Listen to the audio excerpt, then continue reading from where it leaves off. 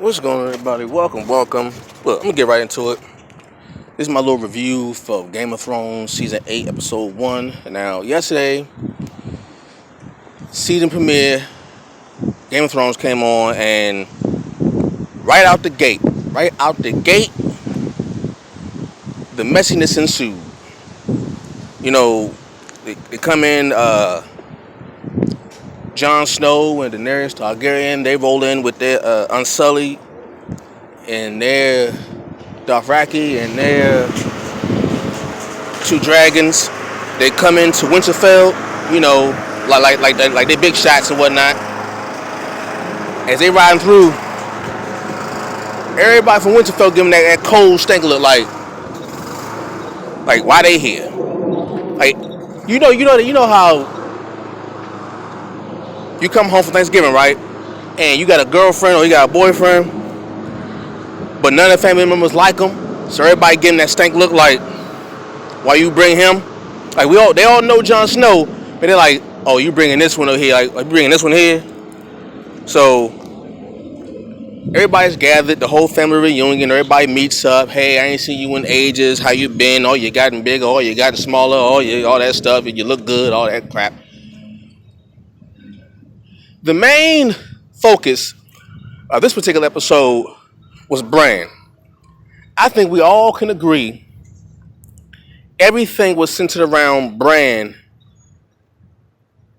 on this episode. He didn't care about nobody's feelings.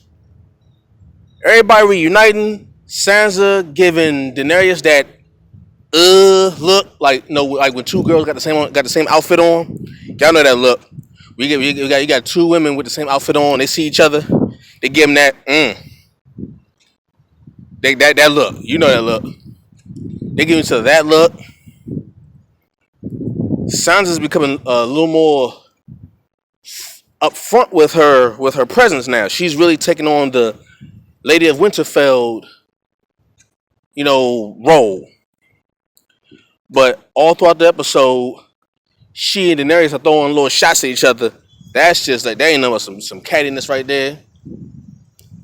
Like I said, back to Bran, he ain't care about nobody's feelings. He said, hey, we ain't got time for this. Thank you, the reunion, everybody, the Love and Hip Hop reunion, all that good stuff. But we ain't got time for this. The Night King is coming. He got a whole army of people with him. One of your dragons is dead, and he got him. We ain't got time to be cheering and clapping and hugging each other.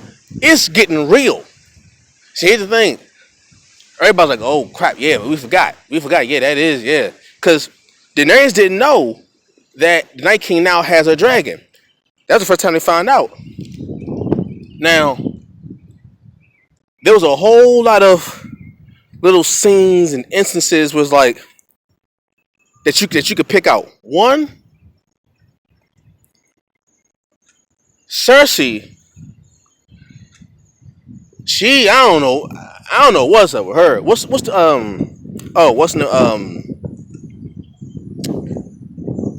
his name? I forgot his name.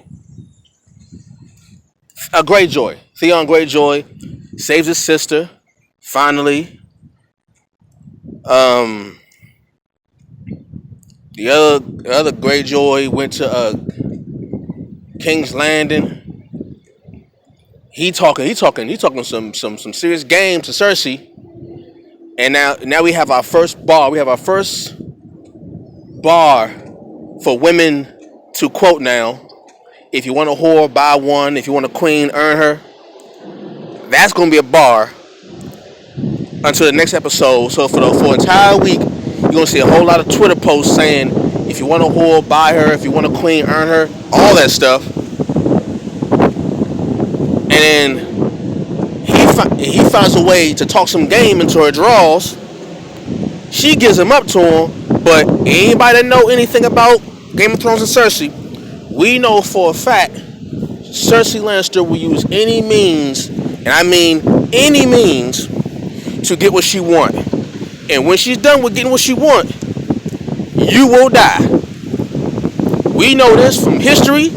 Cersei is the epitome of a Black Widow spider. She will mate with you. She will do whatever she got to do with you in order to get what she wants. But the very moment she has succeeded in her goal and she got what she wants from you, consider yourself dead. So I hope homeboy, that's not gonna be homeboy from now on because he gonna be gone. I hope he understands who Cersei is, because the only person that she has been intimate with and still loves is her brother, and that's even weird to say. Jaime Lannister is the only man that she's been intimate with that she actually loves. Anybody else, Robert Baratheon, her husband, couldn't stand him. She can't stand. Jaime's the only one who actually had sex with her that she actually loves, because he would have been dead. But the family, which is weird in itself. Anyway, Jon Snow rides the dragon. I had a feeling that was going to happen, but Jon Snow rides the dragon. And then him and Daenerys kiss, which is getting weirder and weirder every time. They're making it a point to bring that up now. That the fact that that we're getting close to the reveal of their relationship, their actual relationship. And I swear, I think the dragons know. The dragons know who they are to each other. Like, 'cause I guess it's the whole, what the dragons can sense things. I don't know, but the dragons know. When they kissing one of the dragons looked at him like gave him that. You know how when you in the bed with your spouse, your mate, and you getting a little intimate, and you have your pet dog at the foot of the bed or your pet cat at the foot of the bed, all in your mix while you're trying to get in the mix. That's what the dragons were doing. Daenerys and Jon are kissing, sharing an intimate moment. Meanwhile, their pet dragons are just looking at them like this. That whole look. And then we come to the reveal. And this was my only issue with the episode, was the reveal. It wasn't I expected Sam to tell Jon rather than Bran. I expected that. However, two things that caught my attention. When Daenerys revealed that she actually killed Sam's brother and father, and she didn't know who they were to each other. She didn't know. That was one surprise right there. That we didn't know that the two. Everybody remember the scene where the father and the son stood next to each other and Daenerys burned them for not taking the knee. We didn't know that how that would tie into now. That was Sam's family, father and brother. When she told him that she killed Sam's father and brother, there was a switch that happened in Sam where he went from, in my opinion, that kind of clumsy comic relief character that just a sidekick kind of character. His facial expressions, his mood changed when he got that news. So I think that that's going to play a big role later on when the coming events happen, when the war's about to get underway and when it's getting going. That little piece of information right there, what Sam just found out, could come back to haunt Jon Snow or Daenerys in the long run. I would say Daenerys, but I feel like that right there, because what she did trickled down onto Sam, and now Sam has been changed. So now Sam finds Jon in the crypt, and he's in front of the statue of his father, well, his adopted father, Ned Stark, and Sam tells Jon his actual identity, his actual lineage. Okay? I personally thought that was rushed. I thought that was rushed. I thought they did that too fast. Now, I don't mind the reveal. I think, however, for dramatic effect, they could have held off on that a little longer. They could have held off on the reveal maybe until like the third or fourth episode. They get held off on that. But I guess because of the urgency, because how John spoke, because how Bran spoke, how urgent everything was, that everything had to move faster. The scenes were moving as fast as Bran had expressed about the urgency. Like we got to hurry up. Like this thing. So like they rushed everything. So like everything was going to the pace of Bran. Bran was the one moving the story. Okay, he was 3-Eyed Raven. He was the one moving the story along. The pace of the story, he was moving it along. But I personally would have liked it if they would have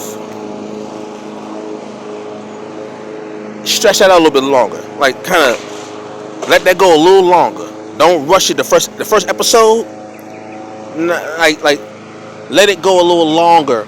Drag it out. Drag it for dramatic effect. Drag it out more. Before you just drop it on them, maybe like the next episode, like the third or fourth episode, drag it out some more. Like have Sam get ready to tell him, but something interrupts him. Like something happens where something interrupts Sam from telling him. Like drag it out a little bit more for dramatic effect. I wasn't a fan of them rushing it like that. It seemed a little rushed to me. That's just my opinion. And now Jon Snow knows his true identity.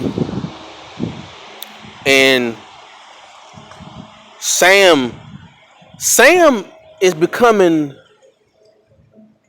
There was a little bit of manipulation right there. Sam is using his anger from his death of his family to kind of manipulate Jon Snow with these questions. We say, would you have done it? Would you have killed? No. Would you have done what Daenerys did with my family?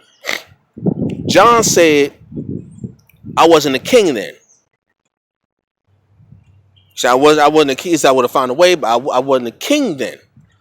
And Sam said, well, you've always been a king. And you've always done the right thing for your people. Then he said, would you? Like, was she? So Sam just put a seed of doubt in Jon Snow's head now that he knows his birthright and now that he knows what Daenerys did.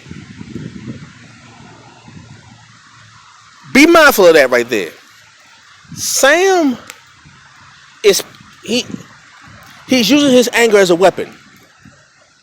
Now I don't know what that's gonna mean for Jon Snow or Daenerys and all that stuff. I don't know. Because all around all of this time, Arya has been reminding Jon Snow, that family come first. Sam has been reminding Jon Snow that family comes first. So all of his family has been reminding him family comes first over the love over your new family, which is Daenerys. Because now Daenerys is Jon's lover and aunt. Wow. So now here's another question. Now that you know who your family is, now that Jon knows who his actual family, his blood-related family is, that the Starks are, not the Starks, but the Tullys are his cousins, and the Starks and stuff. Eddard Stark, that's his uncle and his cousins. Arya's his cousin, all that stuff. But now that he knows his actual identity, how would he act from this point forward? How would he act towards Daenerys now that he knows he's actually the ruler of the Iron Throne? Will there be conflict? I'm pretty sure there will be. Will there be a breach of trust? Most likely. Will there be some backstabbing? Probably. But I think all of the backstabbing won't be from the main characters. It won't be from Jon Snow or Daenerys. Won't no. The backstabbing is actually gonna come from the side characters. That's what's gonna be the backstabbing. So watch out for that. All right, watch out for that. And we already got our first glimpse of the Night King is coming. He killed the kid, hung him up, turned to a zombie, and did the little night symbol king, the Night King symbol, all that stuff. So it's coming. It's getting closer and closer, and we gotta get ready. Winter's here, and boys are getting crazy already. Catch you all later. Peace.